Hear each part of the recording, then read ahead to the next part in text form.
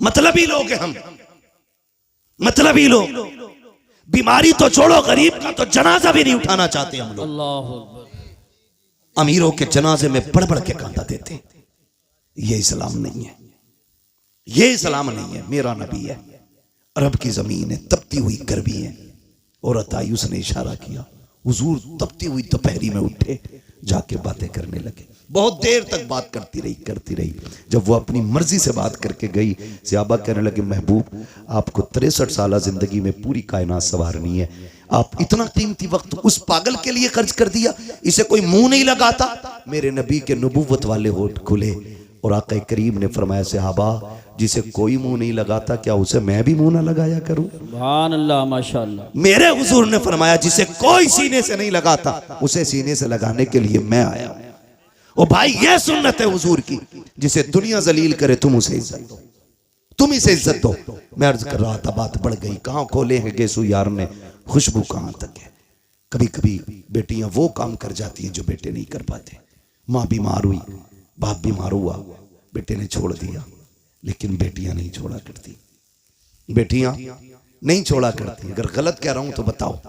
तुम जिन्हें लावारिस समझ के ना जायदाद का एक बीसा जमीन नहीं देके जाते जो उसका अपना हक है, जी जी जी, बीघे भर की हवेली में एक बैठक उसे नहीं देके जाते, तुम्हें क्या लगता है?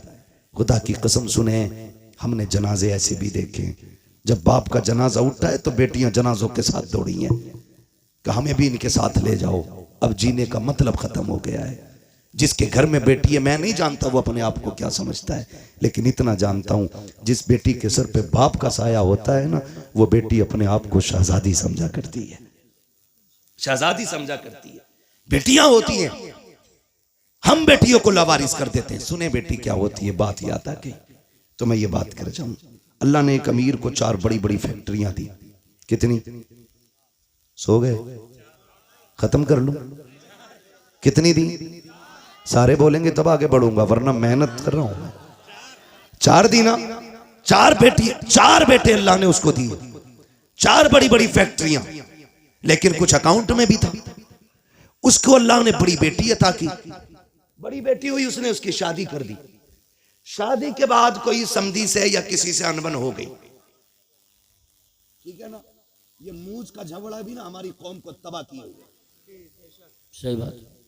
आज कोई छोटा होना ही नहीं चाहता कि भाई सलाम कर ले, का क्यों करूं मैं, उससे कम हूं क्या? मुहावरा तो ऐसे बोलते हैं, माइक में नहीं बोल सकता। हाँ, मिंबर का भी एक एहतराम है अपना। ये मिंबर रसूल है, इसकी कदर करते हैं और करनी भी चाहिए। मैं नहीं बोल सकता, कहा मैं उससे जाकर सलाम करूं। बहुत घटिया जुमला बोल के मुहावरा बोलते नहीं। फरमाया गया, जो पहले नाराज भाई को सलाम करता है, अल्लाह उसके सारे गुनाह माफ फरमा देता है ना। मरने के बाद सबको जन्नत चाहिए और जिंदगी में किसी को मतलब नहीं। गलत नहीं कह रहा हूं। मर जाना तो कह रहा, मेरे अब्बा बड़े नेक थे, रोज 1 गिलास चिड़ियों को पानी पिलाते थे। चल, चिड़ियों का पानी याद है, और तेरे अब्बा ने मोहल्ले भर का जो खून पी रखा था वो। मरने के बाद में की याद आ रही है, जिंदगी में जो उसने खून पिया वो नहीं याद आया। अब तो ये चाहते हैं कोई मौलवी 40 में आए और कह दे, मैंने ख्वाब देखा तेरा बाप जन्नत में, और ये रहे कागजात। यही बात। सही कह रहा हूं मैं अखिल भाई? ये सोचे बैठे, मुश्किल घड़ी है। हजरत अली कब्रिस्तान से गुजर रहे हैं, सलाम किया, अस्सलाम वालेकुम या अहल क़ुबूर। आवाज़ आई, वालेकुम अस्सलाम। आपने फरमाया, कब्र वालों बताओ क्या हाल है? उन्होंने कहा, अली पहले ये बताओ जिन्हें हम छोड़ के आए थे उनके क्या हाल है? कहने लगे, किन की बात कर रहे हो? कहा, हम अपनों की बात कर रहे हैं। मौलाए कायनात फरमाते हैं, किसे अपना कहते हो? वो तू जिसे बेवा छोड़ के आया था उसने निकाह कर लिया, जो तेरे यार थे उन्होंने दूसरे दोस्त बना लिए, और वो जो तूने हवेली बनाई थी ना, तेरे बच्चों ने इतनी दीवारें खड़ी की हैं कि घर का घरुआ बन गया है। तेरे बच्चों ने उनका नक्शा ही बदल के रख दिया। किन्हें अपने कह रहा है? अब तुम बताओ तुम्हारा क्या हाल है? उन्होंने कहा, हम ये समझते थे बिल्डिंगें गाड़ियां ये कामयाब जिंदगी है। कहा, कब्र में आए तो पता चला कि यहाँ पे दुनिया का सिक्का नहीं, जाके जमाने से बता देना यहाँ मदीने वाले की गुलामी का सिक्का चला करता। कहा, कैसा पाया? कहा, बहुत लज्जतें थी दुनिया में, लेकिन कहते हैं जब मौत का पहला झटका लगा ना, कहते हैं जो कड़वाहट मौत के पहले झटके पे महसूस हुई थी, अभी तक वो कड़वाहट हमारे मुंह से नहीं गई है।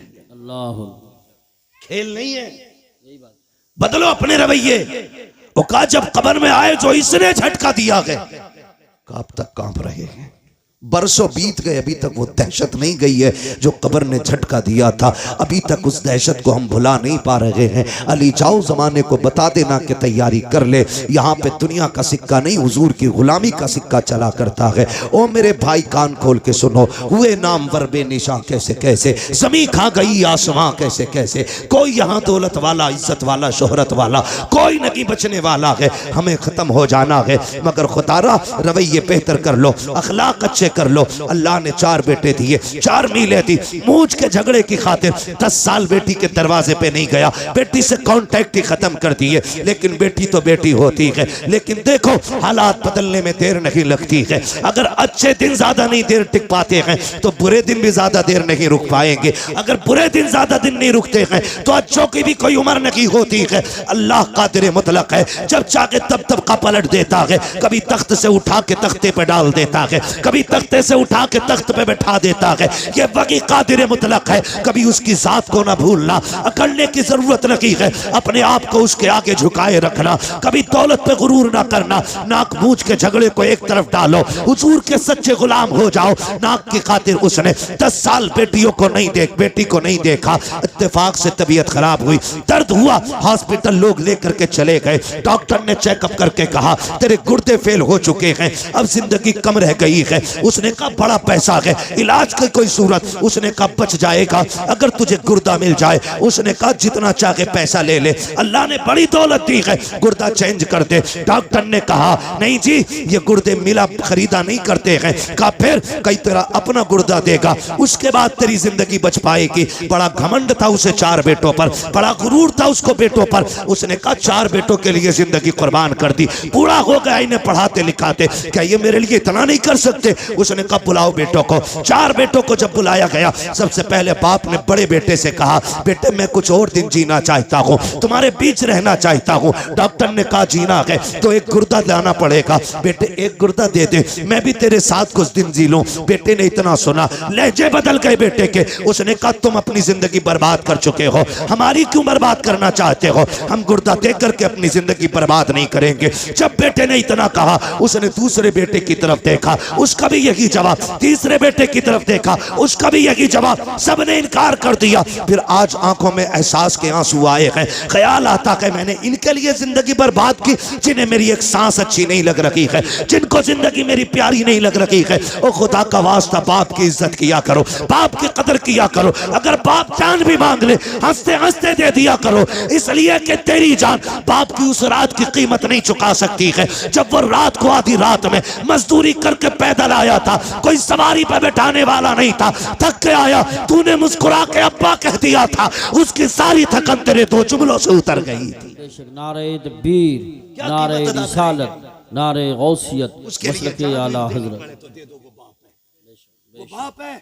और नौजवानों में तुमसे कह दूं, बाप एक दरख्त है, औलाद एक टहनी है। याद रखिएगा, टहनी कितनी भी मजबूत और हरी भरी क्यों ना हो, अगर जड़ से जुदा हो जाती है, तने से टूट जाती है, तो फिर वो हरी नहीं रहती है। बेशक बेशक, ये याद रखना, फिर वो हरी नहीं रहती है। जो औलाद माँ बाप के साये में परवरिश पाती है, उसके वजूद की नशो नुमई अलग होती है। और जो बाप से दूर रहते हैं, वो जिस्म कभी फल नहीं पाते। बेशक, इसलिए कि बाप का साया ही बेहिसाब बरकत वाला होता है, बेहिसाब बरकत वाला। टूट गया बाप, डॉक्टर से कहा चल यार, मुकद्दर में जिंदगी की चंद सांसें हैं, हॉस्पिटल ले चल, इलाज कर। उसने कहा क्या इलाज करना? गुर्दे फेल, फिर आदमी खत्म। कहा कोई तो दवा होगी। कहा कोशिश करता हूं, बचना नहीं है, कुछ सांसें अगर हिफाजत से आ जाएं। उसने कहा ठीक। भर्ती हुआ, बेटे लौट गए। बाप नाराज हो गया। जब यह हादसा हॉस्पिटल में हुआ ना, तो बात खानदान तक पहुंची, चलते चलते रिश्तेदारियों में पहुंची, फिर ये बात चलते चलते उस बेटी के दरवाजे तक पहुंच गई जिसके दरवाजे पे 10 साल से बाप नहीं गया था। उसके दरवाजे पे पहुंची। जिसके दरवाजे पे 10 साल से बाप नहीं गया, उसे पता चला बाप के गुर्दे फेल हो चुके हैं। डॉक्टर ने गुर्दा मांगा गया, भाइयों ने देने से इनकार कर दिया कि कोई अपना ही देगा तब जिंदगी बचेगी। 6 माह के बच्चे को सीने से लगाया, 100 किलो 150 किलोमीटर का सफर करके बेटी हॉस्पिटल आ गई, बाप से नाराजगी है। डॉक्टर से आके कहती फला नाम का मरीज किस वार्ड में है? कहा फला वार्ड में। कहा जल्दी कर मेरा गुर्दा निकाल और उसके डाल दे। कहा तू है कौन? का बस ये न पूछ, अब तो सब मना कर चुके हैं, फिर तहकीक किस बात की है? मेरा ऑपरेशन कर, तुझे गुर्दा चाहिए, मैं देने आई हूं। बच्ची ने गुर्दा दिया, वापस जाने लगी। कुछ दिन रुकने के बाद जब वापस जाने लगी, डॉक्टर ने कहा बेटी बताना तू है कौन? कहा क्या करेगा पूछ के? कहा अगर मरीज ने पूछा तो क्या बताऊं? कहा कुछ मत बताना। उसने कहा नहीं बताना, मेरी भी जिम्मेदारी बनती है, कुछ तो पता बता के जा, कहां की रहने वाली है? बच्ची ने कुछ नहीं बताया। कहा अगर जिद करता है तो कागज कलम दे दे। बेटी ने एक तहरीर लिखी, लिखने के बाद बंद की, कहा इसको संभाल के रख, अगर निकलने के बाद मरीज खुद पूछे तब ये निकाल के देना, अगर ना पूछे तो दे मत देना, इसे फाड़ के फेंक देना। अल्लाह अकबर इतना कह के बेटी तो चली जाती है। कुछ दिन के बाद जब उसकी छुट्टी होने वाली है, पूरा खानदान आ गया, चारों बेटे आ गए, क्योंकि अकाउंट में बैलेंस बाकी था। उन्होंने सोचा मरते मरते अब्बा को राजी कर लो, लेकिन बाप बाप होता है, जब बाप की अना पे आ जाती है तो मर जाता है, लेकिन औलाद के आगे झुका नहीं करता है। बाप को यही एटीट्यूड, यही काफी है कि वो तेरा बाप है। खुदा की कसम जब बेटे दरवाजे पे आके खड़े हुए हैं, सबने कहा था मिलना चाहते हैं, कहा मुझे किसी से नहीं मिलना है। जो लोग खिदमत थे कहा पहले वहां लेके चलो। मैं डॉक्टर का शुक्रिया अदा करना चाहता हूँ। डॉक्टर के पास बाप गया, कहा यार तेरा एहसान है, मेरे अपनों ने तो ठुकरा दिया था, तूने जिंदगी बचाई है। डॉक्टर ने कहा मेरा शुक्रिया अदा न कर, शुक्रिया अदा करना है तो उस बच्चे का शुक्रिया अदा कर जो तुझे गुर्दा दे के तेरी जिंदगी बचा के गई है। जैसे इतना सुना बेकरार हो गया। कहा कौन थी वो बच्ची? का नाम नहीं बताया। कहा कहाँ की रहने वाली थी? का कुछ नहीं कहा। कहा अब कहाँ तलाश करूं? का मैं क्या बताऊं? का कोई तो रास्ता होगा। उसने कहा याद आया, जाते जाते एक तहरीर दे करके गई थी। उसने अपने केबिन में जाकर के डेस्क से वो कागज निकाला, ला के दे दिया। का जाते जाते उसने ये दिया था। जैसी उसने उसको खोल करके पढ़ा है, अभी पहली लाइन पढ़ी है, चीख निकल जाती है, जमीन पर बैठ जाता है। डॉक्टर ने कहा यार बता तो सही, इस तहरीर में ऐसा क्या लिखा है कि तू खुद को ना संभाल सका? उसने कहा डॉक्टर मैं वो कमनसीब बाप हूं जो 10 साल से अपनी बेटी के दरवाजे नहीं गया था।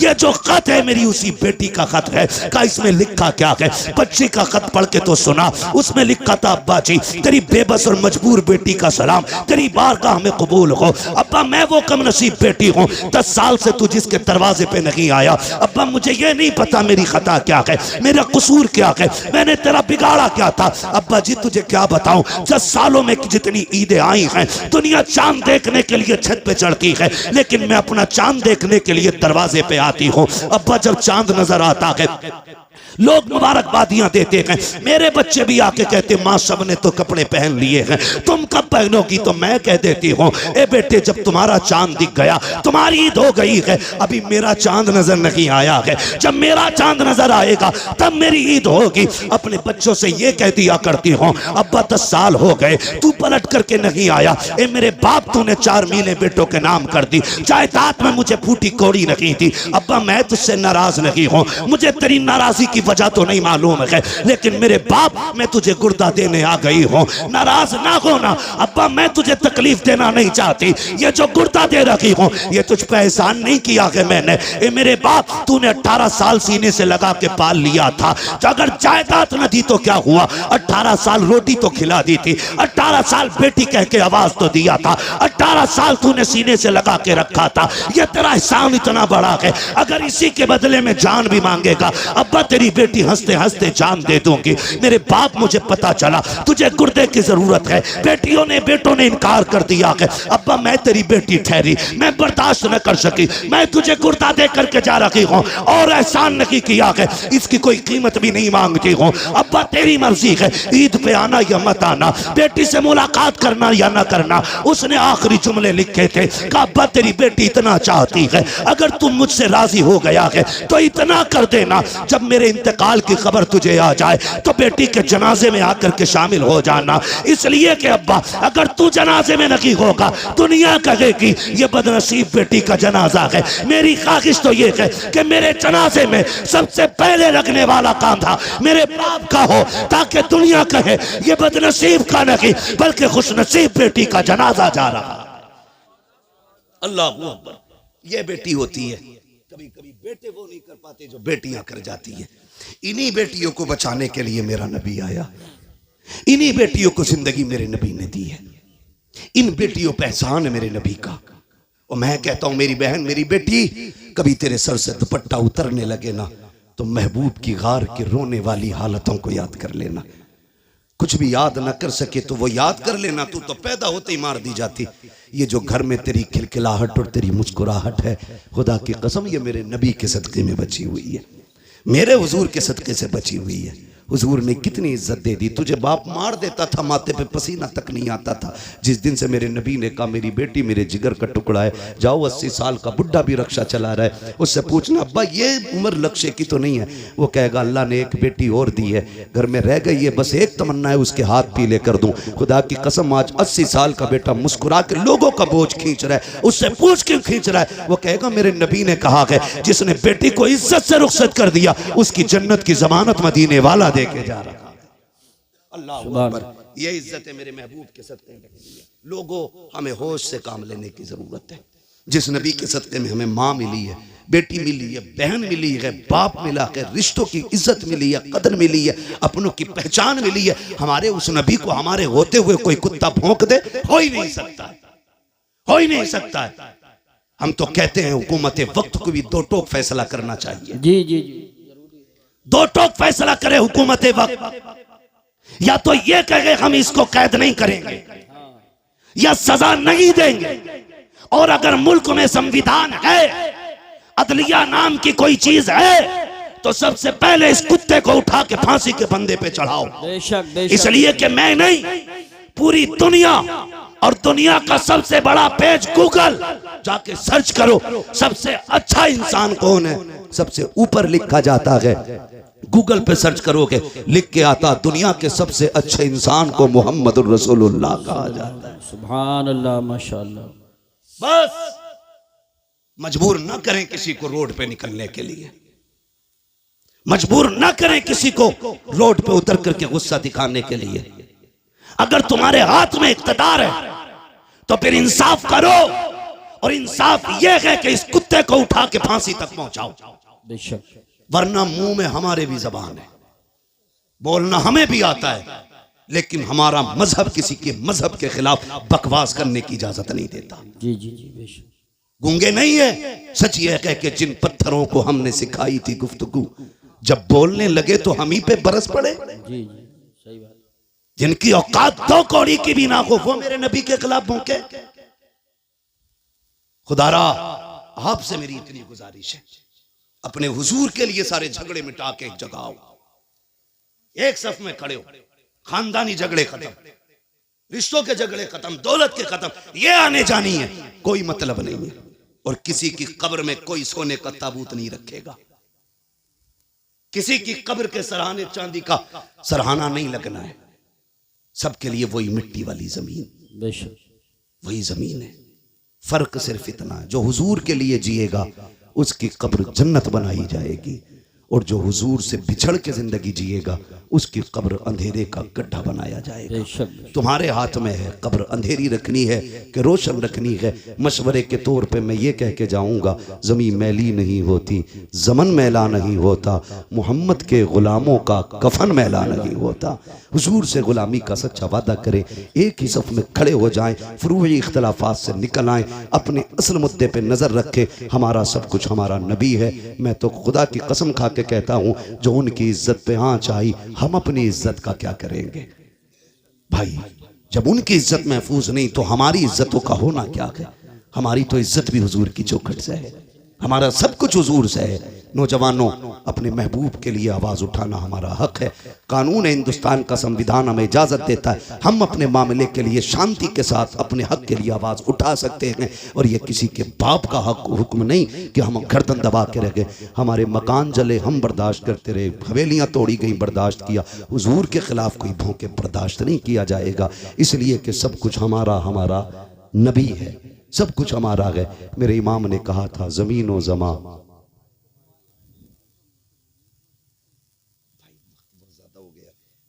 अलग ही बिल्कुल मौजूद हो जाए। नहीं मेरी बात नहीं मेरे भाई मेरी बात सुने, एक बात सुन ले प्रधान जी, मेरी बात तो सुन लें प्लीज, मेहरबानी करें। मैं ये शजरे की भी रोज बोलना फरमाइश है है। प्रधान जी, अगर एक ही दिन में दिल भरने वाला मसला हो ना तो बड़ा मुश्किल हो जाता है ना। टाइम का मसला नहीं, मेरी कंडीशन आप देखें, अल्लाह आपको सलामत रखे। मैं आपको बता दूं, देखो ना तो मैं शजरे, ना तो मैं सॉरी खुतबे लंबे करता हूं और ना बिला वजह की बातें रखता हूं। मैं खास बात वक्त पे करके मैं समेट लेता हूं।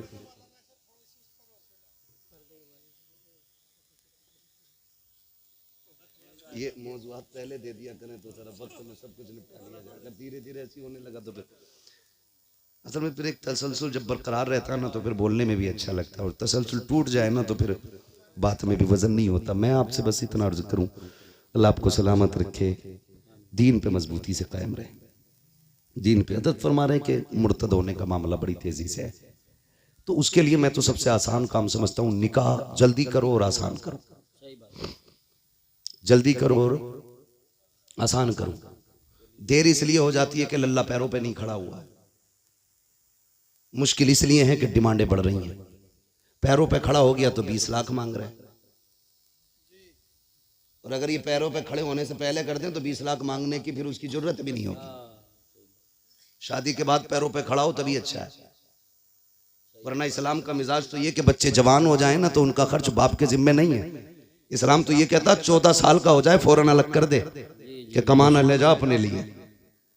तो ये उम्रें जो बढ़ा लेते हैं ना, बहुत ज्यादा हो रही है ना निकाह में ताखीर, इसकी वजह से इर्तिदाद है। निकाह मुश्किल इसकी वजह से भी मुर्तद हो रहे। तीसरी वजह है बेगैरती, वो मेलों से लेके मज़ारों तक है। बुरा ना मानिएगा, मैं बरेलवी हूं और टनाटन सुन्नी हूं, इसलिए कि मैंने जिस बाप के आंगन में आंख खोली है ना वो भी टनाटन सुन्नी है।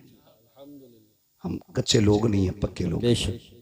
मगर खैरियत जो है ना, मजार से लेकर के बाजार तक, शादी से लेकर मेले तक, कहीं कोई खैरियत नहीं है। सगा भाई ऐसी ड्रेस बहन को लाके देता है कि देखने वाले को गैरत आती है, लाने वाले भाई को गैरत नहीं आती। सही बात, सच्ची बात नहीं है। किसी वलीमे में खाना खाने चले जाओ तो गैरत से ही पेट भर जाता है, रोटी तो हाथ भी नहीं लगती। इसलिए कि अब तो वलीमों में वो तमाशे होटलों में किए कि वहीं पे बेगैरत भाई है और वहीं पे बेगैरत औरतें। जी सही बात। कम से कम अगर औरतें पहले होती भी थी तो पहले मर्द खाते थे, बाद में औरतें बैठती थी। और उसूल कितने अच्छे थे, मर्दों को मर्द खिलाते थे, औरतों को औरतें खिलाती थी। अब तो बेगैरती का जनाजा, गैरत का जनाजा इतना निकल गया है कि मर्दों को लड़कियां नाश्ता करा रही हैं और लड़कियों को लड़के नाश्ते करा रहे हैं। जिम्मेदार कौन इसका? या तुम या मैं, बस हम ही तो जिम्मेदार हैं। मैं कहता हूं खुदारा हम सब अपने घर में बेटियों के लिए पर्दे और हया को लाजिम कर दें, फिर किसी के घर की बहू बेगैरत नहीं हो सकती है। हाँ। सुन रहे मेरी बात? हम कितनी सच्चाई जानते हैं लेकिन माइक पे नहीं कह सकते, इसलिए हमारी इशारे में ही मान लिया करो। हमसे दलीलें ना मांगा करो, वरना प्रूफ भी हाथ में रख देते हम लोग। हम अखबार पढ़ के बात नहीं करते, अल्लाह ने आंखें दी है, देख के बात करते। जी जी कह रहा पहले MBBS बना लूं, सबसे बड़ी मुसीबत है। BUMS करा लूं, फिर करूंगा शादी। BA करते करते उनने खुद बिया कर लिया, खुद बिया कर लिया, BA का नंबर ही ना आया। मैं तालीम का मुखालिफ नहीं, लेकिन एक सवाल तुमसे, तुमने मजारों के गुंबदों के लिए तो कई कई लाख के चंदे दिए, क्या एक चंदा बच्चियों के स्कूल के लिए किसी गैरत वाले ने इकट्ठा किया? हमारे मजारों पे जो कलश हैं वो सोने चांदी के हैं, और हमारी बेटियां पढ़ने के लिए गैरों के स्कूल में गैरों के रहम करम पर हैं। कौन बचा सकता है हमें? कोई नहीं। सही बात है, बेशक बेशक सही फरमा। अपनी थाली में छेद है, गैरों की जरूरत नहीं हमारे घर में झांक के देख ले। गलती तो हमने की है ना। ट्यूशन के नाम पे कितनी गुंडागर्दी हुई, ऑनलाइन के नाम पे कितनी बर्बादी हुई, क्या ये नहीं हुआ? जाओ, मैं गलत कह रहा हूं तो जाओ YouTube पे जाके सर्च करो। हमारी बेटियों के साथ कितनी बदसलूकी हुई ट्यूशन के नाम पे। किसी को गैरत जागी, कह रहा 10 लाख दिए पीर का मजार बनवाने के लिए, कसम खा के कहता हूं, जा तू सोने का मजार बनवा दे पूरे पीर का, और तेरे 1 रुपए के खर्चे से किसी गरीब की बेटी को तालीम मिल सकती थी या उसकी इज्जत बच सकती थी, तो तेरे 10 लाख से ये 10 रुपए खर्च करना ज्यादा बेहतर है। बेशक। लेकिन हमने जिस तरह मजार सजाए, पीर साहब के घर बनाए, उतने मन से हमने स्कूल और कॉलेजेस नहीं बनाए। जी जी, अपने होने चाहिए, ये हमारे अपने होने चाहिए। बेशक बेशक, सुभान अल्लाह, हमारे अपने होने चाहिए थे। वरना कौन ऐसा मुसलमान है इस इलाके में जो 1 लाख रुपए नहीं दे सकता स्कूल के लिए? बिल्कुल दे सकता, सब दे सकते हैं, लेकिन हम इतनी हमारी गैरत मर चुकी है, हम बेटे के निकाह में 1.5 लाख के पटाखे फोड़ सकते हैं, लेकिन 1 लाख देकर के बेटियों की इज्जतें नहीं बचा सकते। मैं आपसे गुजारिश करके जानना चाहता हूं, अब तक खूब चंदे आपने दिए या दो, तुम्हारी मर्जी है, लेकिन कम से कम एक चंदा ऐसा भी करो जिसमें हमारे स्कूल हमारी बच्चियों के लिए होने बहुत चाहिए। अच्छा पैगाम, उसमें पढ़ने वाली भी बेटी होनी चाहिए, पढ़ाने वाली भी बेटी होनी चाहिए। जी बेशक। अभी कुछ दिन पहले अपनी मुरादाबाद में क्या बच्चियों के नकाब नहीं उतरवाए गए? लेकिन हम तो मौज में रहे। मेरी तो बाईपास पे आ गई है, मेरी तो रोड पे आ गई है, मेरी तो 20 करोड़ की बिक रही है। याद रख, अगर इज्जत चली जाए तो 50 करोड़ से भी धब्बा नहीं मिटता है, और बंदा भीख मांग के खाए, इज्जत बचा के खाए, खुदा की कसम अल्लाह उसकी इज्जतों में 4 चांद लगा दिया करता है। बेशक बेशक, सुभान अल्लाह। करेंगे इंशाल्लाह एक चंदा स्कूलों के लिए, अपने बनाओगे अपने स्कूल। वरना मैं आपको बताऊं, मैं थक गया था बच्चों के लिए स्कूल ढूंढता ढूंढता। मुझे अगर इतनी फुर्सत मिल जाती ना तो मैं तुमसे भीख मांग के स्कूल बनाता, लेकिन मुझे इतनी फुर्सत ही नहीं मिलती कि मैं घर पे भी रह सकूं। आपसे मैं कहूं इसकी कितनी अहम जरूरत है, समझ जाए, अल्लाह करे। आप बहुत स्कूल देखे हमने, मालूम है होता क्या, हमारे बच्चों को दूसरे धर्मों की तालीम दी जाती है बचपन से। जी जी, यही बात है, गलत नहीं कह रहा हूं। कान तब खड़े होते हैं जब हमारे बच्चे आके घरों में भजन गाते हैं। सही बात। ये क्यों का हमारी मैडम ने सिखाया है। हाँ, बिल्कुल सही फरमा, गलत नहीं कह रहा हूं। और हम यूं चादर ओढ़े सो रहे हैं। याद रखिएगा, बिल्ली की आंख बंद कर, कबूतर की आंख बंद कर लेने से बिल्ली का खतरा टल नहीं जाता है। तुम अगर ये सोचे बैठे हो मेरी तो एक ये संभाल लूंगा, तेरी एक नहीं है, ये जितनी कलमा पढ़ने वाली है सारी तेरी बेटी, बेशक यही बात, तेरी बेटियां हैं सारी। इसलिए सबके बारे में सोचना होगा। और मैं बहन बेटियों से गुजारिश करूंगा, खुदा की कसम खा के कहता हूं, तुमसे कोई भी कितना बड़ा सोने का लालच, बिल्डिंग का लालच, तुम्हारी इज्जत का लालच, तुम्हारी शान और शौकत का, खिदमत का लालच देख, मैं कसम खा के कहता हूं तुझसे तेरे बाप से ज्यादा दुनिया में कोई मर्द प्यार नहीं कर सकता है। बेशक। हर बेटी को मेरा चैलेंज है। मैं कहूं मैं अपनी बीवी से प्यार करता हूं, नहीं, मैं उतना नहीं कर सकता जितना उसका बाप उससे प्यार करता होगा। बेशक बेशक। आप रानी बना के रख सकते हो बीवी को, लेकिन ये जिगर का टुकड़ा सिर्फ बाप का होती है। मैं कहता हूं बेटियों से, तुम अगर किसी के धोखे में आ जाओ, गुड्डू सोनू पप्पू के, तो याद रखना 2 महीने 3 महीने गुजरेंगे, तुम किसी बैग में पैट मिलोगी, किसी फ्रिज में पड़ी मिलोगी, नाली के गटर में मिलोगी। तुम्हें मालूम नहीं क्या क्या स्कीमें चल रही हैं। कितनी बच्चियों को ले जा करके बेला फुसला करके मुंबई में किडनियां बेच दी गई, लाशें लावारिस फेंक दी जाती हैं। प्यार का झांसा दे करके मुस्लिम बच्चियों को ले जाया जाता है, उनकी किडनी बेच करके पैसा कमा लिया जाता है, फेंक दिया जाता है लाश को। मैं तुमसे कहना चाहता हूं ये धोखे में मत आना। खुदा की कसम खा के कहता हूं, जो इज्जत तुम्हें इस्लाम ने दी है कोई धर्म नहीं दे सकता, जो मोहब्बत तुम्हें बाप ने दी है कोई मर्द तुम्हें नहीं दे सकता। बेशक बेशक। जाओ तहकीक कर लेना।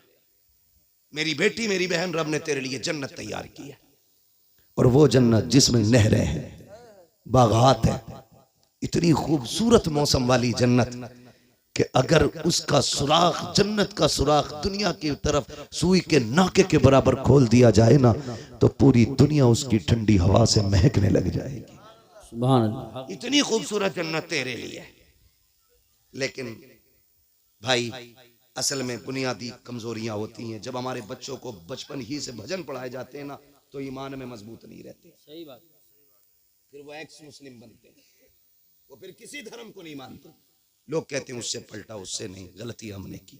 अपने बच्चों को इस्लामी तालीम जरूर दें, भले ही 6 महीने के लिए मदरसा छोड़ें, दाल खिलाएं मदरसे की। मैं गारंटी के साथ कहता हूं जो बच्चा 10 महीने मदरसे की दाल खा लेना वो मर जाएगा, लेकिन हुजूर का दीन नहीं छोड़ेगा। ये मदरसे की दाल में बरकत होती है, मदरसे की दाल में। लेकिन हमारे बच्चे क्या बनेंगे जब हम कहते हैं 35 मिनट ट्यूशन कुरान की है और 18 घंटे तुझे कुत्ता बिल्ली पढ़ना है, तो हमारे बच्चे क्या समझेंगे कि कुत्ता बिल्ली से ज्यादा अहम तो कुरान भी नहीं है। यही बात। जब बच्चों से हम कहेंगे सुन, कुत्ता बिल्ली आए ना आए, रब का दिया हुआ कुरान जरूर आना चाहिए, तो फिर वो आखिरी दम तक उसकी तालीम याद रखेगा।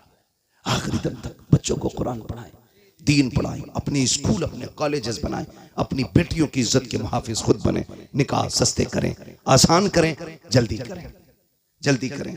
एक बात याद आ गई, कह दूं आपने इतना टाइम अपनी मर्जी से लिया, आप 2 मिनट मेरी मर्जी से भी ले लें। जी जी मैं आपसे बस इतना कह जाता हूं ना, कई बार ना होता क्या है, कई बार होता ही है यूसुफ भाई बराबर का रिश्ता ढूंढ रहे अब्बा, बराबर का नहीं मिल रहा। लड़की की उम्र 25 हो गई, अभी बराबर नहीं मिला है। 25 से 30 आ गई बच्ची की उम्र, अभी बराबर का नहीं मिला है। वो बेटी है, तुझसे कह नहीं पाती है, तू उसकी जिंदगी के साथ खिलवाड़ कर रहा है। अल्लाह ने उस पे गैरत के पर्दे डाल रखे, वरना जो सितम करते हो ना बेटियों के साथ बराबरी के चक्कर में, उम्रें गुजार देते हो बेटियों की, इसका हिसाब बड़ा मुश्किल पड़ेगा, इसका हिसाब बड़ा मुश्किल पड़ेगा। का नहीं, दामाद ऐसा होना चाहिए कि लोग देखें फलां का दामाद आया। अभी नहीं देखेंगे, अलबत्ता मरेगा ना तो सब देखेंगे कि किस हाल में जा रहा है। दामाद ऐसा मत देख कि लोग रास्ते खाली कर दें, दामाद ऐसा देख अगर मरे तो लोग बढ़ बढ़ के कंधा दें, बढ़ बढ़ के कंधा दें। ये असल इज्जत होती है, क्योंकि खुदा की कसम लहद में इश्क़ रुखे शह का दाग लेके चले, अंधेरी रात सुनी थी चराग लेके चले, तेरे गुलामों का नक्शे कदम है राह खुदा, वो क्या भटक सके जो ये सुराग लेके चले। इसलिए आपसे गुजारिश है, बराबरी के चक्कर में बच्चियों की उम्र जाया ना करें। अगर आप सिर्फ इस पे कंट्रोल कर लें, वक्त पे बच्ची और बच्चियों की शादियां करने लगे, तो बहुत सारी बुराइयों का दरवाजा बंद हो जाएगा। करेंगे इंशाअल्लाह। लक़द कान लकुम फ़ी रसूलिल्लाहि उस्वतुन हसना, मेरे महबूब की जिंदगी आपके लिए बेहतरीन नमूना है। बेटियां पर्दे को लाजिम कर दें, मर्द हया को लाजिम कर दें। शादी ब्याह में बच्चियां ले जाना जरूरी नहीं है, जो काम मर्दों के करने के वो मर्द करें, जो बेटियों के करने वो बेटियां करें। बारातों का इस्तकबाल, जूस का गिलास, दूध का डब्बा बंद कर, ये कोई लुल्ल लंगड़ा नहीं आया है जो इसे तू खिलाएगी तो खाएगा। अल्लाह का शुक्र है दौड़ दौड़ के निकाह कर रहा है, तो ये भाग के लूला लंगड़ा नहीं है कि अपने हाथ से पिला रही है। गैरत वाली बन। सुनो, जिन मर्दों का इस्तकबाल औरतें करती हैं वो मर्द नहीं, वो हिजड़े होते हैं, और जिन मर्दों का इस्तकबाल मर्द करें वो मर्द हुआ करते हैं, और जिन औरतों को मर्द खिलाते हैं वो गैरत वाली नहीं बेगैरत होती हैं। उनकी गोद से हाफिज कारी सलाहुद्दीन नहीं आते हैं, डांसर पैदा होते हैं, शैतान पैदा होते हैं। बेटियां गैरत वाली होती हैं तो फिर औलाद भी इज्जत वाली पैदा हुआ करती है। बेशक बेशक, सुभान अल्लाह। करेंगे इंशाअल्लाह, ऐसा इंशाअल्लाह वादा करें इंशाअल्लाह। नबी के दीन पर मजबूत रहिएगा, मजबूत रहिएगा। और ये कभी ना सोचिए हालात खराब हैं, इसे खराब नहीं कहते। इससे ज्यादा हालात तो तब खराब थे जब खाली 39 लोग ईमान लेके आए थे। जी जी बेशक, इससे ज्यादा खराब थे, इससे भी ज्यादा खराब तब थे जब 313 बदर में उतरे थे। हमें हालात से न डराना, हम मौत की आंखों में आंखें डाल के बात कर सकते हैं, इसलिए कि हम जानते हैं हम यहाँ जीने के लिए नहीं, हम हुजूर के नाम पे मरने के लिए आए हैं। जिन्हें जिंदगी प्यारी है वो जिंदगियों में रहे। अल्लाह हमें हुजूर की गुलामी में रखे। उससे बेहतरी जिंदगी नहीं हो सकती जो हुजूर के नाम पे कुर्बान हो जाए, हुजूर के नाम पे कुर्बान हो जाए। सारे वादा करते हैं वफा करेंगे हुजूर से इंशाअल्लाह। इंशाअल्लाह वादा करें, सारे लोग करें वादा, जितने लोग करते हैं वफा करेंगे हुजूर से। हुजूर की वफा की पहली बुनियाद यह है हम आपसी इख्तिलाफात खत्म करेंगे इंशाअल्लाह। इंशाअल्लाह वादा करें इंशाअल्लाह। एक दूसरे को माफ करेंगे, एक दूसरे से माफी मांगेंगे। अल्लाह ताला हमें हमारे वादे पे कायम रखे। लक़द कान लकुम फ़ी रसूलिल्लाहि उस्वतुन हसना, मेरे महबूब की जिंदगी आपके लिए बेहतरीन नमूना है। हुजूर के तरीके पे जियो, ये भी कामयाब जिंदगी, वो भी कामयाब जिंदगी हो जाएगी। बस जो हुए गलत उनको माफ फरमाए रब्बे कायनात। जिंदगी ने दिया साथ, फिर होगी मुलाकात। चमन रहा फूल खिलेंगे, जिंदगी रही फिर मिलेंगे। मुसाफिर हम भी, मुसाफिर हो तुम भी, किसी मोड़ पर फिर मुलाकात होगी। फकीरान आए सदा कर चले, सदा खुश रहो ये दुआ कर चले। सारे लोग कलमा शरीफ पढ़ लीजिए, ला इलाहा इल्लल्लाहु मुहम्मदुर रसूलुल्लाह, अस्तगफिरुल्लाह रब्बी मिन कुल्लि ज़ंबिन व अतूबु इलैहि। अस्सलामु अलैकुम व रहमतुल्लाहि व बरकातुहू।